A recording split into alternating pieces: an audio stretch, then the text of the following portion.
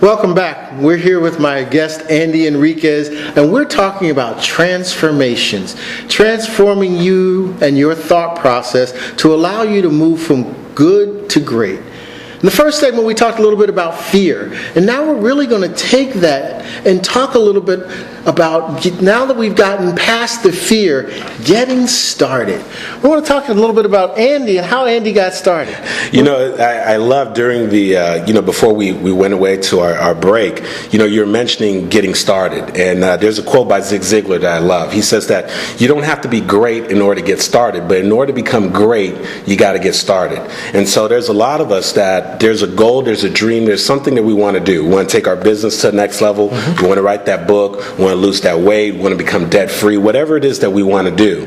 And there's a lot of us who've been thinking about it. We've been contemplating it. We've been having great conversations about it, but we just haven't gotten started. And so I know what that's like, because as I told you, before I left corporate America, I thought about acting and getting started and starting that process for a year and a half. I was showing up to this career, which was a great company. However, there was something inside of me, this internal turmoil that was saying there's got to be more than this. And I know that there's so many people who are watching right now that are going through that process right now. You've got this thing that you want to act on, this thing that you want to do, and you've been contemplating, you've been wanting to move forward on it, and you just haven't been able to get started. And one of the things that I believe is that once you get past that initial fear and you at least begin to get started, that I believe some people are going to begin to show up in your life, some circumstances are going to begin to change, and some things are going to start manifesting in your life.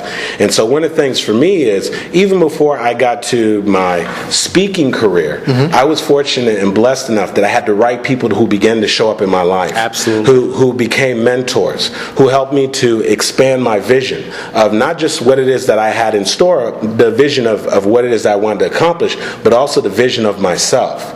And so one of the things is, once you get past that initial fear and you're willing to sort of get started, some things happen. And so, as you know, it was the act of getting these things started, working on this gift, this skill, putting myself in situations where I could identify what my passion was, that ultimately gave birth to my passion. And so it was in the process of me doing a couple of presentations where I was helping people specifically in the area of real estate, that as I was standing in front of the room and sharing the information, I realized that there was something going on in me that I absolutely loved, being able to pour into people. And so I could be doing it for a week straight and probably it would feel like an hour to me. And so that made me realize, you know what, this is something that you enjoy, this is something that you're passionate about. And then, as you know, I began the process of that personal development, the process of getting mentors, as both you and I have sought out Les Brown, and he's had a major impact in both of our lives. And so that's when the work begins to happen. So, of course, you got to get past the initial fear. Then, of course, you got to be willing to get started. But then, of course, as you mentioned the quote before, you got to be willing to do the work. Absolutely. Because it's going to require some work. And I mean, you out of all people know that. Oh, it's funny because we talk about people who are passionate and wanting to get started. And then we don't want to overlook the people who, as you mentioned, Les said to me one day when I was starting my process, he says, when you show up one day at work and they call you in the office and said, the company's decided to go in a different direction, and that direction does not include you. Wow. What do you do? And how many people in 2008 and then through today have been downsized out of their current position? Their careers, you work with real estate people, their career path has changed. What they thought was going to be the rest of their lives is now dried up and become, what do I do tomorrow? What do I do from this day forward? Those are the same people that are afraid but have to get started doing something. Yes. So your particular situation was a little bit different, but those people really have to dig deep. They have to understand something. And Thomas Gaskins had a quote that really resonated with me when I first started, because that's pretty much what happened to me. And it said, if you don't take the time to build your dream, somebody will hire you to build theirs. Absolutely. Absolutely. And there's a lot of people right now who, unfortunately, for the past maybe year, 2 years, 5 years, some people 10 years, 20 years, who have basically been building somebody else's dream. Absolutely. And it makes me, and Jim Rohn said something. He said that if you don't plan and design your life plans, then chances are somebody else will design and plan it for you. And then he raised a bigger statement by saying, guess what they have planned for you? He said, not very much. And so one of the things that we have to be willing to do is, of course, identify what is that thing that we've been called to do. And that's one of the things that I firmly believe, that there is something specifically, if someone's tuning in right now and they're watching this show, and if you are taking in air right now, trust and believe that there's something, there's a calling, there's a purpose, there's a meaning on your life. Otherwise, you just wouldn't be here.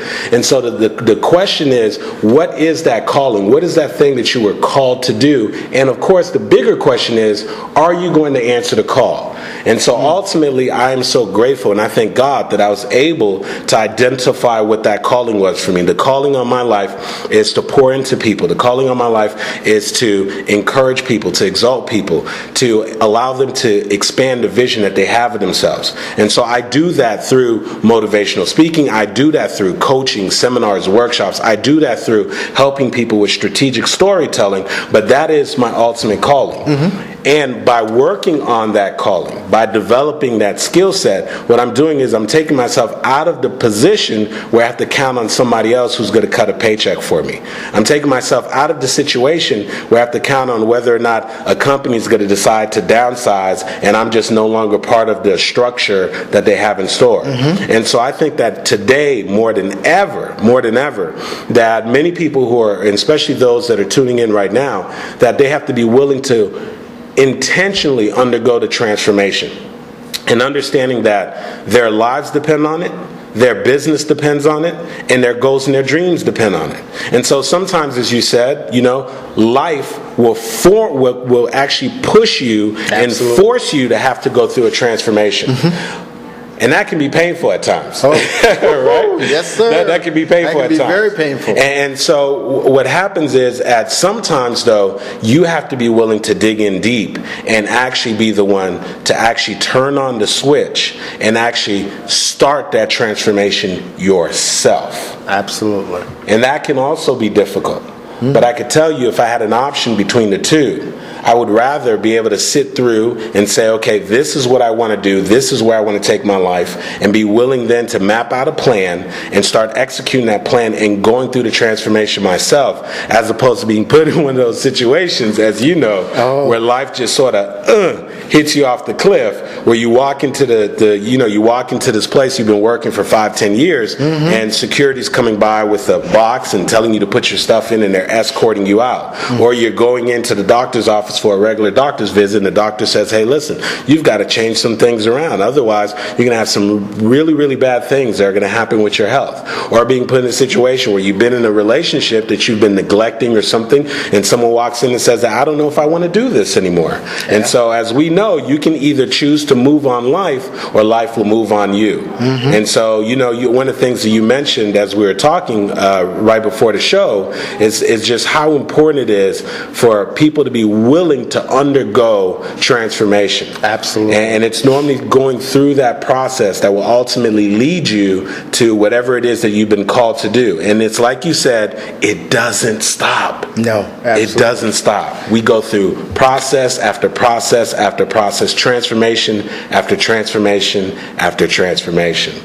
It's funny because as I talk to you and we go through the transformation process, you have to start. And once you get started, you have to reinvent yourself over time. And a lot of entrepreneurs get into this habit of reinventing themselves. And one of the drawbacks of being an entrepreneur, having an entrepreneurial spirit, is thinking that you have to do it by yourself. And you don't. One of the things that I'm real happy about, and with Andy being here, it's a testimony to it, is you have to develop a collaborative network of like-minded, aspiring individuals. Andy's in my collaborative network, but I want you to talk just a little bit, I know we're almost out of time, about developing that collaborative network and what that means to your success. You know, Dennis Kimbrough, who is a best-selling author and a speaker, he said, if you're the smartest one in your group, you need a new group. And so one of the things that I know is that, you know, if you are the smartest person in your group, you need a new group. And so as Velton was saying, you've got to plug yourself in a community of like-minded individuals. So Velton, with that being said, what I am going to do is just share with them some of the free resources that I have. And so as you know, I have a free motivational call that takes place every Thursday at 8 o'clock p.m. Eastern Time.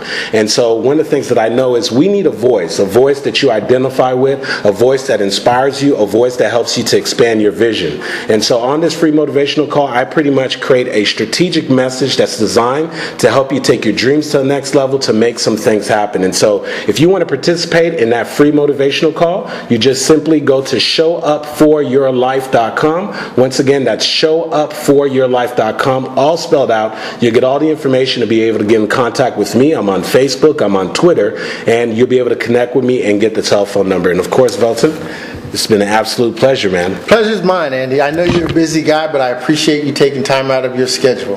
Thanks for being here. Hey, thank you so much. I appreciate it. Folks, thanks for joining us this week for the Transformation Zone. We're going to come to you every week. We hope that you have enjoyed this show, and we look forward to seeing you in the not-so-distant future. Remember, if you transform your thinking, you will transform your world.